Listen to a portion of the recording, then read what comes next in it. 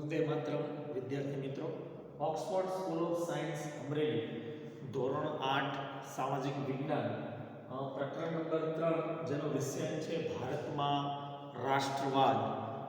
આગળ આપણે ચર્ચા કરી હતી કે ભાઈ જે ટોપિક છે રાજકીય પક્ષ, આર્થિક પરિબળ, ત્યાર પછી વાહન અને સંદેશાવ્યવહાર, શિક્ષણ અને સાહિત્ય, વર્તમાનપત્ર અને ભારતનો ભવ્ય વારસો. જે ભારતની અંદર રાષ્ટ્રવાદ જે ફેલાવો થયો એ રાષ્ટ્રવાદના ફેલાવામાં આ પરિબળોએ મહત્વનો ભાગ ભજવ્યો હતો. આજના વિડિયો લેક્ચરની અંદર હિન્દી રાષ્ટ્રીય મહાસભા એટલે કે એની સ્થાપના, જેનું નામ છે ઇન્ડિયન નેશનલ કોંગ્રેસ, એની સ્થાપના કોણે કરી હતી અને ક્યારે થઈ હતી અને કોના દ્વારા પ્રયત્ન કરવામાં આવ્યા હતા, અને તત્કાલીન જે વાઇસરોય હતા ડફરીન, એ ડફરીનને પણ સાથે રાખીને આ જે હિન્દી રાષ્ટ્રીય મહાસભા છે એટલે કે ઇન્ડિયન નેશનલ જે કોંગ્રેસ છે એ ઇન્ડિયન નેશનલ કોંગ્રેસની વિદ્યાર્થી મિત્રો સ્થાપના કરવામાં આવી હતી.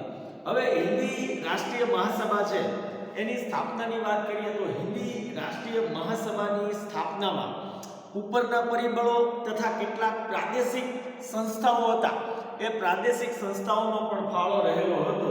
અને આ સંસ્થાઓએ જે રાષ્ટ્રીય મહાસભા છે એની જે સ્થાપના છે એ સ્થાપનામાં અગત્યની ભૂમિકા ભજવી હતી અને અગત્યનો ફાળો આપ્યો હતો.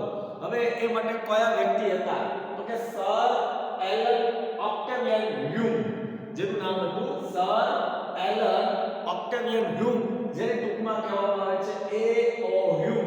આ A.O. હ્યુમના પ્રયત્નોથી પહેલી વખત હિન્દી રાષ્ટ્રીય મહાસભાની સ્થાપના કરવામાં આવી હતી. અને આ કોણ હતા તો કે સર જે એલન ઓક્ટેવિયન હ્યુમ હતા એ નિવૃત્ત અંગ્રેજ અધિકારી હતા અને એમને એક વાતની ખાતરી થઈ ચૂકી હતી કે બ્રિટિશ સામ્રાજ્ય છે, જે અંગ્રેજ શાસન છે એ ઉપરથી જેટલું દેખાય છે વિદ્યાર્થી મિત્રો એટલું સલામત નથી. તેઓ માનતા હતા કે જનતાની અંદર ખૂબ જ અસંતોષ ફેલાઈ ગયેલ છે. એ આ વાત જાણી ચૂક્યા હતા, એમને ખાતરી થઈ ચૂકી હતી કે બ્રિટિશ સલામત જોઈએ એટલું સલામત નથી.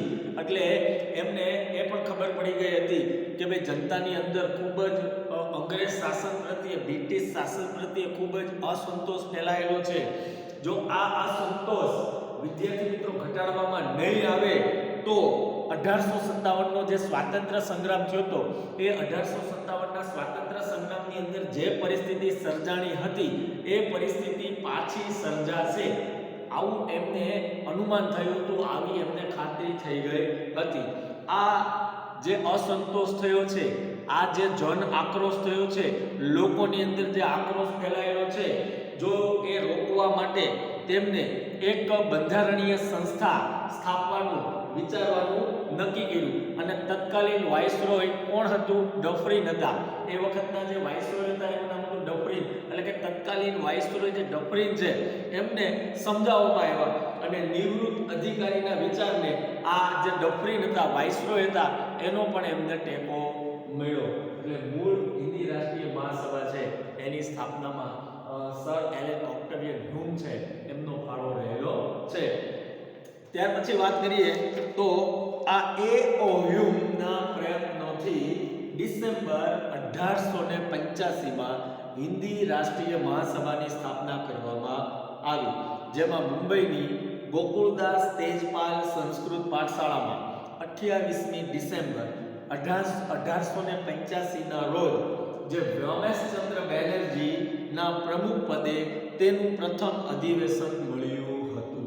એટલે કે જે આ A.O. હ્યુમ હતા એમણે ખૂબ જ પ્રયત્ન કરેલા હતા અને ડિસેમ્બર મહિનાની 1885 માં આ જે હિન્દી રાષ્ટ્રીય મહાસભા છે એ હિન્દી રાષ્ટ્રીય મહાસભાની સ્થાપના કરવામાં આવી હતી. અને મુંબઈની અંદર જે ગોકુળદાસ તેજપાલ જે સંસ્કૃત પાઠશાળા હતા એ પાઠશાળામાં 28મી જે ડિસેમ્બર હતી અને 1885ની સાલ હતી, એ 1885માં જે એક વ્યક્તિ હતા વ્યોમેશચંદ્ર બેનર્જી, આ વ્યોમેશચંદ્ર બેનર્જીને પ્રમુખ બનાવવામાં આવ્યા અને એમને પદના પ્રમુખ સ્થાને જ પહેલું અધિવેશન ની સ્થાપના કરવામાં આવી. પહેલું અધિવેશન મળ્યું. તેમાં ભારતના જુદા જુદા પ્રદેશોમાંથી 72 પ્રતિનિધિઓએ હાજરી આપી હતી. એટલે કે આ જે પ્રથમ અધિવેશન મળ્યું જેમાં પ્રમુખ પદ કોનું હતું? વ્યોમેશચંદ્ર બેનર્જી.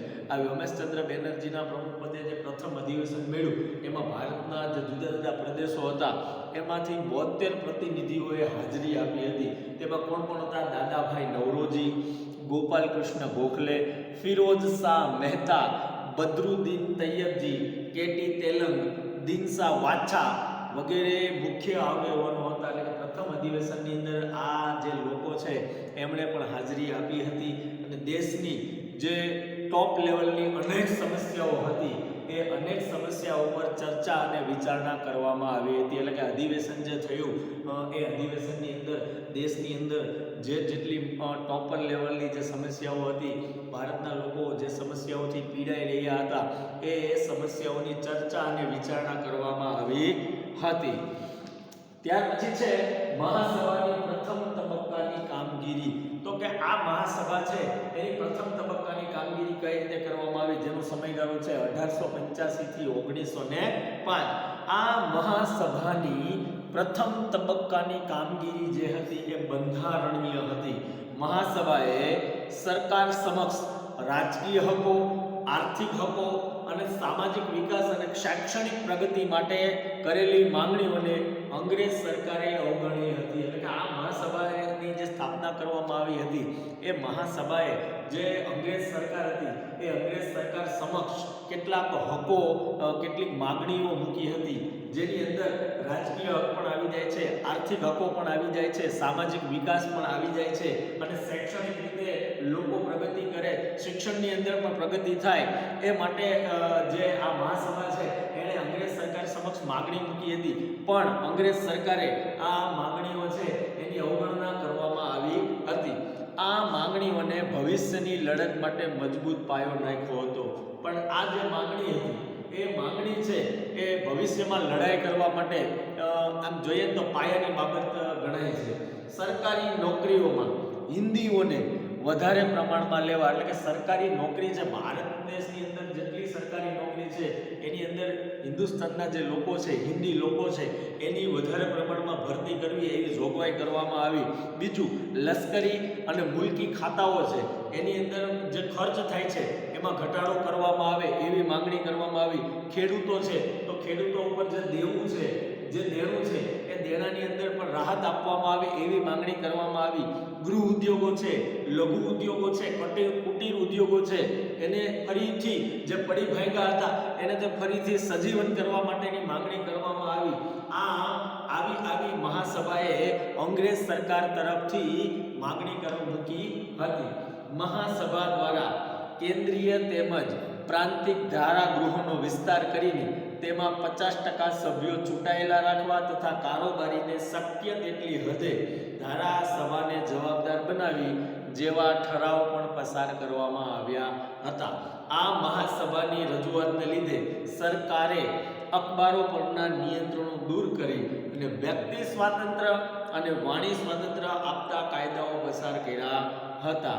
એટલે કે જે મહાસભા છે એની જે રજૂઆત છે એની રજૂઆતને સરકાર સમક્ષ મૂકવામાં આવી અને જે છાપું છે, ન્યૂઝપેપર છે, અખબાર છે એના ઉપર જે નિયંત્રણો હતા, એના ઉપર જે બંદી હતી એ નિયંત્રણોને બંદી દૂર કરવામાં આવી અને ભારતના દરેક નાગરિકને વ્યક્તિ સ્વાતંત્ર્ય અને વાણી સ્વાતંત્ર્યનો હક આપવામાં આવ્યો. એ માટેના કાયદા પણ પસાર કરવામાં આવ્યા કે દરેક વ્યક્તિ પોતાની રીતે બોલી શકે છે અને દરેક વ્યક્તિ પોતાની રીતે સ્વતંત્ર છે એવા કાયદા પસાર કરવામાં આવ્યા. આ મહાસભાએ શિક્ષિત વર્ગમાં રાષ્ટ્રીય ચેતના જગાવીને તેને રાજકીય તાલીમ આપી તેનાથી ભવિષ્યના સ્વાતંત્ર્ય સંગ્રામો માટે યોગ્ય નેતાઓ મળ્યા. ટૂંકમાં આ મહાસભા જે હિન્દી રાષ્ટ્રીય મહાસભા છે એની સ્થાપના છે એ ભારતના લોકોના વિકાસ માટે, ભારતના લોકોની આર્થિક રીતે પ્રગતિ થાય, ભારતના લોકોની સામાજિક રીતે વિકાસ થાય, શૈક્ષણિક પ્રગતિ થાય એ માટે અંગ્રેજ સરકાર તરફ વિવિધ રીતના પગલાં લેવામાં આવ્યા, વિવિધ રીતની માંગણીઓ મૂકવામાં આવી. આ માંગણીઓ છે એ અંગ્રેજ સરકારે પ્રથમ વખત તો સ્વીકારી નહીં, પણ જેમ જેમ સમય થતો ગયો તેમ તેમ એમાં ઠરાવ પણ પસાર કરવામાં આવ્યા અને અખબારો ઉપરના જે નિયંત્રણો હતા, જે બંદીઓ હતી, એ નિયંત્રણો દૂર કરવામાં આવ્યા અને દરેક વ્યક્તિને વાણી સ્વાતંત્ર્યનો હક આપવામાં આવ્યો, વ્યક્તિ સ્વાતંત્ર્યનો હક આપવામાં આવ્યો.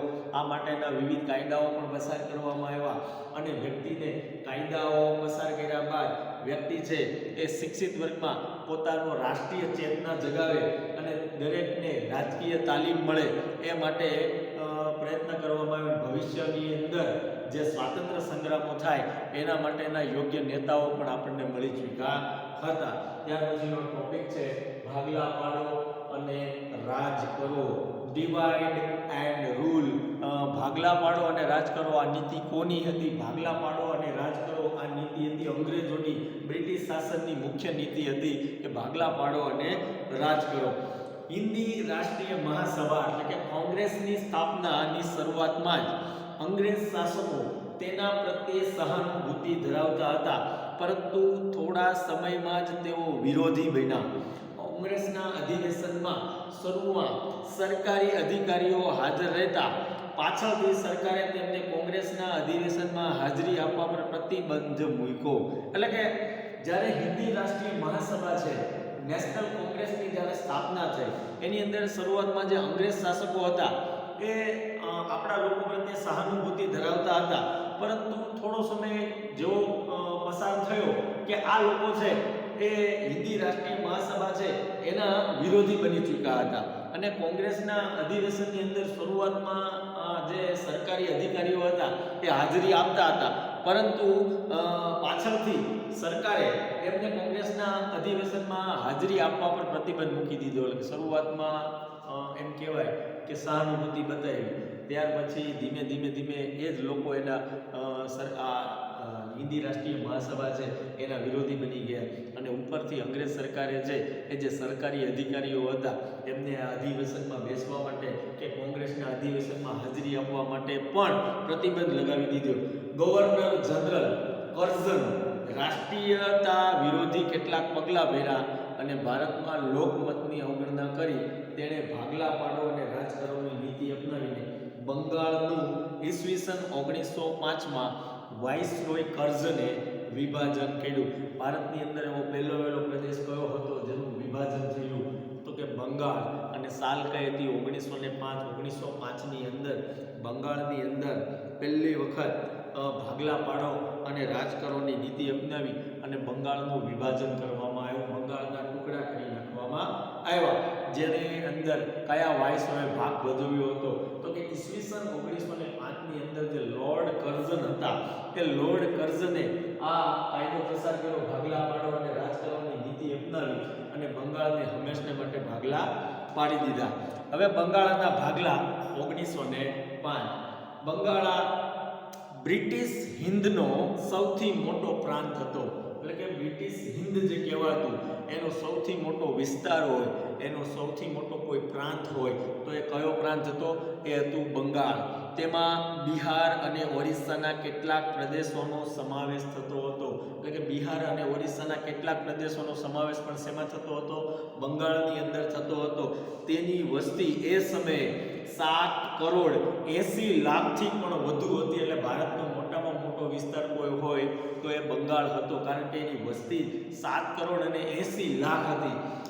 આટલા મોટા પ્રાંતનો વહીવટ કરવો એ ખૂબ મુશ્કેલ હોવાથી તેનું વિભાજન કરવું જરૂરી હતું, તેને અલગ પાડવો જરૂરી હતો, કારણ કે આવડો મોટો પ્રાંત એની અંદર આવડી મોટી વસ્તી, તો આવડા મોટા પ્રાંત અને આવડી મોટી વસ્તી જે વિસ્તાર હતો એનો વહીવટ કરવો ખરેખર મુશ્કેલ હતો, એટલે તેનું વિભાજન કરવું જરૂરી હતું. આમ છતાં તે પ્રાંતમાંથી બિહાર અને ઓરિસ્સાના પ્રદેશ અલગ કરવાને બદલે મુસ્લિમ બહુમતીવાળા પૂર્વ બંગાળાને તેમાંથી અલગ કરવામાં આવ્યું. બંગાળા તે સમયે સૌથી વધુ જાગૃત પ્રાંત હતો. એ સમયનો સૌથી જાગૃત નાગરિક હોય અને જાગૃત કોઈ પ્રાંત હોય તો એ બંગાળ હતો.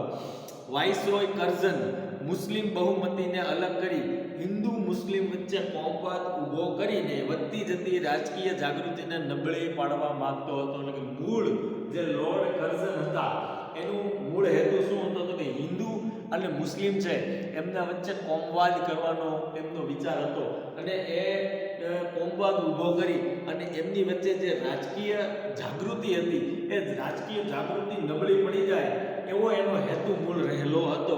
રાષ્ટ્રીય નેતાઓ અને લોકો સરકારનો ઈરાદો સમજી ગયા હતા. જે રાજકીય લોકો હતા અને બીજા જે અન્ય નેતાઓ હતા એ અંગ્રેજ સરકારનો જે ઈરાદો હતો એ સમજી ગયા હતા અને તેઓએ આ યોજનાનો ઉગ્ર વિરોધ કર્યો હતો. તો વિદ્યાર્થી મિત્રો, આ રીતે બંગાળના ભાગલા છે એ મૂળ શા માટે પાડવામાં આવ્યા તો કે આ રીતે બંગાળના ભાગલા છે, બંગાળ છે એ સમયનો મોટામાં મોટો પ્રાંત કહેવામાં આવે છે અને એની જે વસ્તી છે એ 7 કરોડ અને 80 લાખની હતી.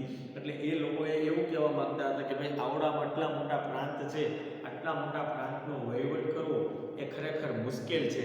એટલે મુશ્કેલ છે એટલા માટે એનું વિભાજન કરવું જરૂરી હતું. પણ જે રાજકીય લોકો હતા અને બીજા અન્ય નેતાઓ હતા એ આ લોર્ડ કર્ઝને જે આ નીતિ બહાર પાડી, જે બંગાળના ભાગલા 1905ની અંદર જેણે નવી નીતિ બહાર પાડી, એ નીતિની વાત છે એ આ લોકો જાણી ગયા હતા કે મૂળ તેઓ જે રાજકીય જાગૃતિ છે ભારતની અંદર, રાજકીય જાગૃતિ છે એને નબળી પાડવાનો ઈરાદો હતો અને સરકારનો જે ઈરાદો છે એ આ નેતાઓ સમજી ગયા હતા અને આ યોજનાનો આ નેતાઓએ અને રાજકીય લોકોએ ખૂબ જ ઉગ્રતાપૂર્વક વિરોધ પણ કર્યો હતો.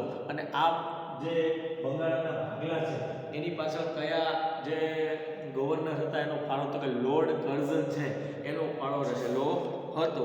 ત્યાર પછી આવે છે બંગભંગનું આંદોલન. બંગાળની એકતાને તોડનારા આ ભાગલાનો વિરોધ કરવા બંગાળમાં જાહેર સભાઓ અને સરઘસોના કાર્યક્રમો થયા. એટલે કે બંગાળની અંદર એક આંદોલન ચલાવવામાં આવ્યું જેનું નામ છે બંગભંગનું આંદોલન. એટલે કે આ આંદોલન મુખ્યત્વે બંગાળની અંદર જે એકતા હતી એ એકતાને તોડવા માટે આ ભાગલાનો વિરોધ કરવા બંગાળમાં જાહેર સભાઓ અને સરઘસોના કાર્યક્રમો થયા. અસંખ્ય પત્રિકાઓ વેચાય. આ આંદોલનમાં બંકિમચંદ્ર ચટ્ટોપાધ્યાયની આનંદ મઠ નવલકથાનું વંદે માતરમ ગીત લડાઈનો નારો બની ગયું. આપણું જે વંદે માતરમ ગીત છે એ મુખ્યત્વે કોણે લખ્યું તો કે બંકિમચંદ્ર ચટ્ટોપાધ્યાય, જેણે આનંદ મઠની અંદર જે નવલકથા છે આનંદ મઠ, એ નવલકથાની અંદર આ ગીત લખેલું છે જેનું નામ છે વંદે માતરમ. તો આ આંદોલનની અંદર જે આ ગીત છે એ લડાઈનો નારો બની ચૂક્યું હતું. આખા દેશમાં રાષ્ટ્રીય ભાવનાનું અભૂતપૂર્વ મોજું ફરી વળ્યું. એટલે કે આ બંગાળની અંદર જે બંગભંગની જે આંદોલન થયું અને એની અંદર બંગાળની જે એકતા હતી એ એકતાને તોડનારા આ ભાગલાનો વિરોધ કરવા બંગાળમાં જાહેર સભાઓ ભરવામાં આવી, જાહેર આંદોલનો થયા, અસંખ્ય પત્રિકાઓ વેચાય અને આ આંદોલનની અંદર જે નવલકથા છે આનંદ મઠ, એ નવલકથાનું જે ગીત છે વંદે માતરમ, એ વંદે માતરમ છે એ નારા દ્વારા આ આંદોલનની અંદર વિરોધ કરવામાં આવ્યો હતો. જે દિવસે ભાગલાનો અમલ શરૂ થયો તે દિવસ બંગાળની અંદર શોક દિન તરીકે ઉજવવામાં આવ્યો. આખા પ્રદેશમાં હડતાળ પાડવામાં આવી. રવિન્દ્રનાથ ટાગોરના સૂચનથી તે દિવસને એકતા દિન તરીકે પણ ઉજવવામાં આવ્યો. એટલે કે આ દિવસ છે એ આપણને બે રીતે યાદ રહી ચૂક્યો છે. એક તો શોક દિન, એટલે કે જે દિવસે આ ભાગલાનો અમલ શરૂ થયો તે દિવસને આપણા ભારતની અંદર શોક દિન તરીકે ઉજવવાનું નક્કી થયું અને આખા પ્રદેશની અંદર જે હડતાલ પાડવામાં આવી, બધાએ પોતાના કામ ધંધા છે એ બંધ કરી દીધા અને આખા પ્રાંતની અંદર એનો વિરોધ શરૂ થઈ ચૂક્યો હતો. અને રવિન્દ્રનાથ ઠાકુર છે એ રવિન્દ્રનાથ ટાગોરના સૂચનથી આ દિવસને એક નવું નામ પણ આપવામાં આવ્યું હતું, એકતા દિન. એટલે કે આ દિવસને એકતા દિન તરીકે પણ ઉજવવામાં આવે છે. ત્યાર પછી જે સ્વદેશી આંદોલન, બંગભંગની લડતને ઉગ્ર અને વ્યાપક બનાવવાનું નક્કી થયું. આ ચળવળના મુખ્ય 3 લક્ષણો હતા. પહેલું, સ્વદેશી માલનો વેપાર કરવો. બીજું, વિદેશી માલનો બહિષ્કાર કરવો અને રાષ્ટ્રીય શિક્ષણ લેવું. એટલે કે આ જે લડત છે એને વધારે ઉગ્ર બનાવવા માટે અને વધારે મોટી બનાવવા માટે નક્કી કરવામાં આવ્યું, નક્કી થયું. અને આ ચળવળ છે એના મુખ્ય 3 જ લક્ષણો હતા, મુખ્ય 3 જ લક્ષ્યાંકો હતા. એમાં પહેલું છે કે સ્વદેશી માલનો જ વેપાર કરવો, એટલે કે ભારતની અંદર જે માલ બને છે એ માલનો જ વેપાર કરવો. બીજું, વિદેશી માલનો બહિષ્કાર કરવો, એટલે કે બહારના જે દેશો છે એ વિદેશ છે એ વિદેશમાંથી જે માલ આવે છે એ માલનો બહિષ્કાર કરવો, ત્યાગ કરવો. અને ત્રીજું, રાષ્ટ્રીય શિક્ષણ લેવું, એવી જ વાત કરવામાં આવી. આ ઉદ્દેશ્યોને હાંસલ કરવા બંગાળના લોકોએ વ્યાપક લડત ચલાવી, એટલે કે આ જે ઉદ્દેશ છે, આ 3 લક્ષણો છે એને સિદ્ધ કરવા માટે બંગાળના જે લોકો છે એને મોટી લડત લડી. એક લડત સમિતિની રચના કરવામાં આવી. તેમાં સુરેન્દ્રનાથ બેનર્જી, બિપિનચંદ્ર પાલ અને અરવિંદ ઘોષ જેવા કોંગ્રેસના આગળ પડતા નેતા હતા. એટલે કે આ એક લડત છે અને લડતની અંદર એક સમિતિની રચના પણ કરવામાં આવી. અને આ સમિતિની અંદર જે સુરેન્દ્રનાથ બેનર્જી હતા, બિપિનચંદ્ર પાલ હતા અને અરવિંદ ઘોષ જે હતા, એવા કોંગ્રેસના જે આગળ પડતા નેતા હતા, એ આગળ પડતા નેતાએ પણ તેમાં ભાગ લીધો. વિદેશી કાપડ અને અન્ય ચીજ વસ્તુઓનો બહિષ્કાર કરી સ્વદેશી માલ વાપરવા લોકોને આગ્રહ કરવામાં આવ્યો. એટલે કે વિદેશની અંદર જે કાપડ બનતું અને ભારતની અંદર આવતું, અને અન્ય ચીજ વસ્તુઓ જે વિદેશથી બનીને ભારતની અંદર આવતી, તેનો ચોખ્ખો બહિષ્કાર કરવામાં આવ્યો. અને બીજું, જે ભારતના લોકો છે એને એવું સમજાવવામાં આવ્યું કે ભારતની અંદર જે માલ બને છે, ભારતની અંદર જે ચીજ વસ્તુઓ બને છે એનો જ ખરીદવાનો આગ્રહ રાખો. સ્વદેશી માલના ફાયદા સમજાવવામાં આવ્યા. વર્તમાન પત્રોના લખાણો, સરઘસો, જાહેર સભાઓ, લોકગીતો દ્વારા સ્વદેશીનો પ્રચાર કરવામાં આવ્યો. એટલે કે આપણા દેશની અંદર જે માલનું ઉત્પાદન થાય છે એ માલના ફાયદા સમજાવવામાં આવ્યા કે ભાઈ આ માલ આપણા દેશની અંદર બને છે અને આપણા જ લોકો એને ખરીદે તો કેવો ફાયદો થાય. બીજું, વર્તમાન પત્રો છે એ વર્તમાન પત્રના લખાણો મૂકવામાં આવ્યા. અન્ય સરઘસો કાઢવામાં આવ્યા, અન્ય આંદોલનો કરવામાં આવ્યા, જાહેર સભાઓ ભરવામાં આવી અને લોકગીતો દ્વારા જે સ્વદેશી છે એના પ્રચારો કરવામાં આવ્યા. સ્વદેશી માલ બનાવનારા કારખાના શરૂ થયા, એટલે કે આપણા દેશની અંદર જે આપણો માલ બને એ માટે નવા કારખાનાઓની શરૂઆત પણ થઈ.